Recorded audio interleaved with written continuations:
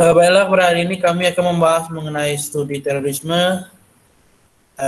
dengan anggota yaitu Dwiki Oktaviano, saya sendiri, dan M. Sidiki Rahmat.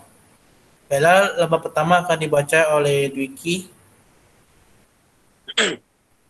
Ya, baiklah, saya akan menjelaskan pertama, terorisme dan dasar hukum terorisme. Terorisme adalah perbuatan yang menggunakan kekerasan atau ancaman yang menimbulkan sebuah suasana teror atau takut, meluas, dan dapat menimbulkan korban jiwa.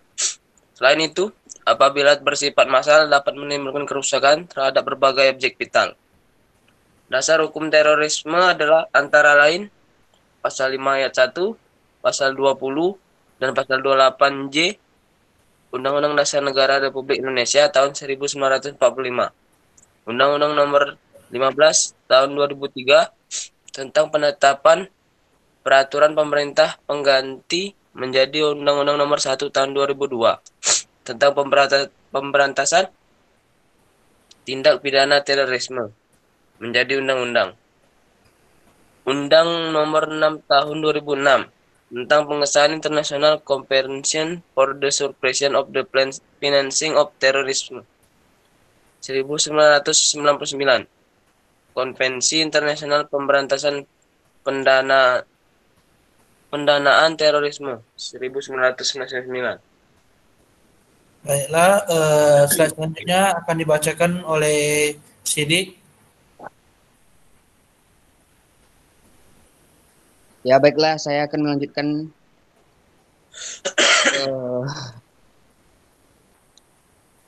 ya contoh kasus dan dampak yang diberikan.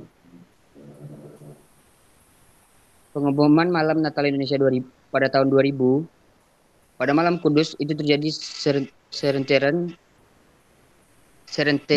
serangan bom yang meledak secara serentak di sejumlah gereja Indonesia saat bersamaan berlangsung misa Natal pada Minggu 24 Desember tahun 2000.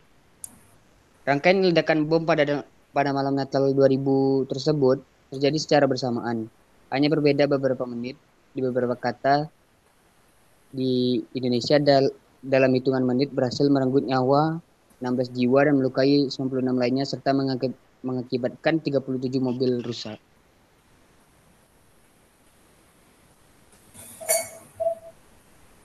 Bom Plaza Atrium 2001. Bom Plaza Atrium adalah peristiwa ledakan bom di Plaza Atrium, Senen, Jakarta pada 1 Agustus 2001. Semakin kurang pukul 20 waktu Indonesia Barat, ledakan keras itu terjadi pelataran atrium Senen tidak jauh dengan lokasi Pizza Hut. Akibat dari kejadian ini ditetapkan ada 6 korban terluka dan menyebabkan seluruh toko di Plaza Atrium tutup sementara untuk membantu penyelidikan polisi.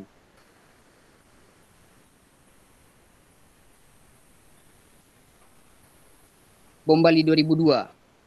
Bom Bali 2002 adalah rangkaian 3 peristiwa pengeboman yang terjadi pada malam hari tanggal 12 Oktober 2002. Dua ledakan pertama terjadi di PD Pop dan Sari Club atau SC di Jalan Legian Kota Bali, sedangkan ledakan terakhir terjadi di dekat kantor Konsulat Amerika Serikat.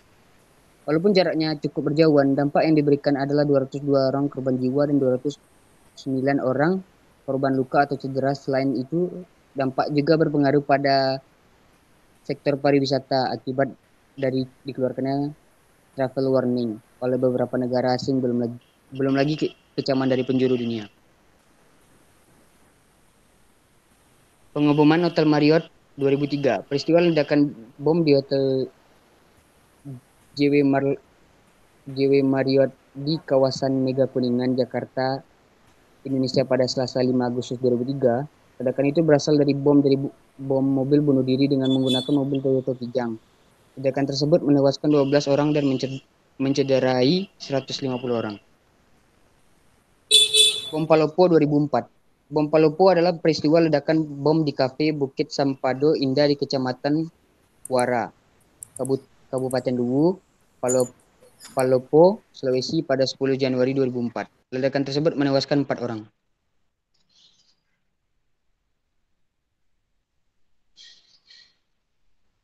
Next.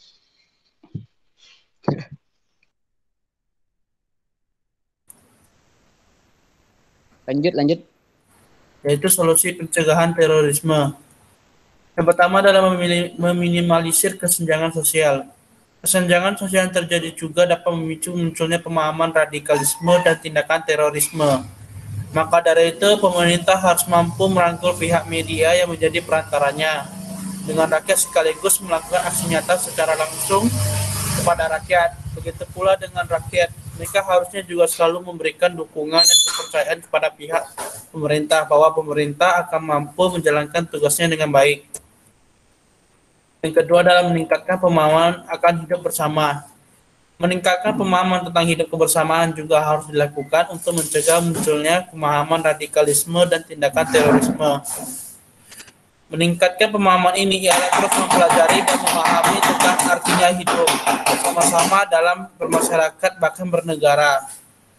Yang ketiga adalah mencari informasi yang didapatkan. Hal ini dikarenakan informasi yang didapatkan tidak selamanya benar, terlebih dengan adanya kemajuan teknologi seperti sekarang ini, di mana informasi bisa saja datang dari mana saja. Sehingga penyaringan terhadap informasi tersebut harus dilakukan agar tidak menimbulkan kesalahpahaman.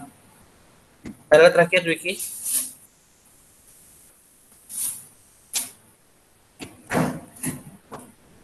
Wiki.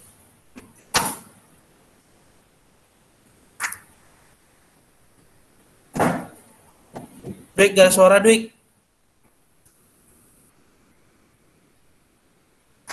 Kesimpulan, ruang lingkup terorisme zaman sekarang sudah lebih luas dan mengarah kepada golongan masyarakat yang memiliki fondasi pemikiran yang lemah dan mudah digoyahkan seperti pelajar dan mahasiswa.